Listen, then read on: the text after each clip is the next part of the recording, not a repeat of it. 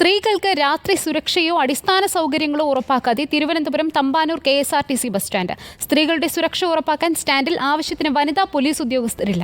താമസ സൗകര്യം ഉറപ്പാക്കുന്ന വനിതാ ശിശുക്ഷേമ വകുപ്പിന്റെ അഭയ കേന്ദ്രങ്ങളിൽ അടിസ്ഥാന മതിയായ സൗകര്യങ്ങളില്ലെന്ന ആക്ഷേപവും ഉയരുന്നുണ്ട്. അർച്ചന രവീന്ദ്രൻ തയ്യാറാക്കിയ റിപ്പോർട്ടിലേക്ക്.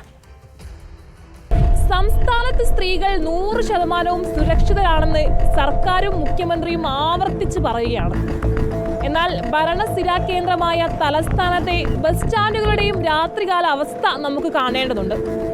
ഇപ്പോൾ ഏകദേശം സമയം 10 മണിയായിട്ടുണ്ട്. ഞാനിപ്പോൾ ഉള്ളത് തമ്പാനൂർ ബസ് സ്റ്റാൻഡിലാണ്.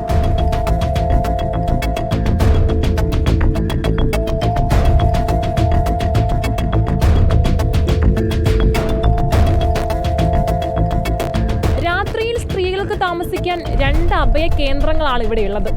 ഒന്നും കൂടും, മറ്റൊന്ന് വൺ ഡേ ഹോമും. ഇതിൽ കൂടിൽ ഒരേ സമയം 50 പേർക്കോളം താമസിക്കാം. ഒപ്പം വൈകുന്നേരം 6:30 മുതൽ രാവിലെ 7:30 വരെ ഇവിടെ താമസ സൗകര്യവും ലഭ്യമാണ്. ആദ്യം വരുന്ന 4 പേർക്ക് മാത്രം ഭക്ഷണ സൗകര്യവും 3 ശുചിമുറികളും ഇവിടെയുണ്ട്. ഒപ്പം ഇതിലെ പ്രധാനപ്പെട്ടത് ഇവിടുത്തെ മൂട്ട ശല്യമാണ്. പറയുമ്പോൾ തമാശയായിരിക്കാം, എന്നാൽ വസ്തുതയാണ്. വനിതാ ശിശു വികസന വകുപ്പിന് കീഴിലെ അഭയ കേന്ദ്രത്തിൽ മൂട്ടശല്യം രൂക്ഷമായതോടെ സ്ത്രീകൾ വേണ്ടവിധം ഈ താമസ സൗകര്യം വിനിയോഗിക്കുന്നില്ല. എന്നാൽ വൺ ഡേ ഹോമിലെ അവസ്ഥയും നമ്മൾ അറിയേണ്ടതുണ്ട്. 150 രൂപ കൊടുത്ത് ഒരു ദിവസം താമസം ഉറപ്പാക്കുമ്പോൾ ഇവിടെ വേണ്ടവിധം സ്ത്രീകൾക്ക് ശുചിമുറികളില്ല.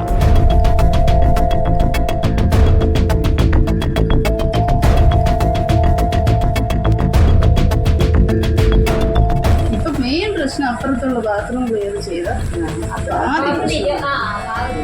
രാത്രിയൊക്കെ ഒത്തിരി ചൂടുവെള്ളം കുടിക്കണമെങ്കിൽ നമുക്കൊരു കെറ്റിലില്ല. അവിടുത്തെ ബാത്റൂം ആദ്യം ക്ലിയർ ചെയ്തിട്ട് മാത്രമേ ഇവിടെ ചെയ്യാവൂ.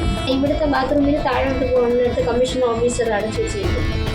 അവിടെ എന്ത് വെള്ളം ഇവിടുത്തെ സമയം ഇപ്പോൾ 10 മണി കഴിഞ്ഞു, 11 മണി കഴിഞ്ഞു. മണിക്കൂറുകൾ ഇങ്ങനെ പോയിക്കൊണ്ടിരിക്കുന്നു. എന്നാൽ ഈ സമയങ്ങളിൽ സ്ത്രീകൾക്ക് എന്തെങ്കിലും ചെറിയൊരു അപകടം പറ്റിയാലെങ്കിലും കൂടെ ഇവിടെ വനിതാ പോലീസോ അല്ലെങ്കിൽ പിങ്ക് പോലീസിനെയോ കാണുവാനില്ല. ഇവർ എവിടെ പോയി എന്നൊരു ചോദ്യം വലിയൊരു ചോദ്യചിഹ്നം തന്നെയാണ്.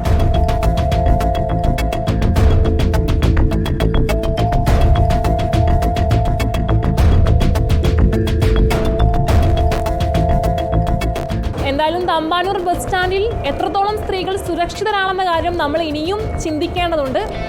രാത്രികാലങ്ങളിൽ അടിസ്ഥാന സൗകര്യങ്ങൾ എത്രത്തോളം ഫലപ്രദമാകുന്നുണ്ടെന്നും സ്ത്രീകൾ എത്രത്തോളം സുരക്ഷിതമായിട്ടാണ് ഇവിടെ വരുന്നതെന്ന കാര്യം കൂടെ നമ്മൾ ആലോചിക്കേണ്ടതുണ്ട്.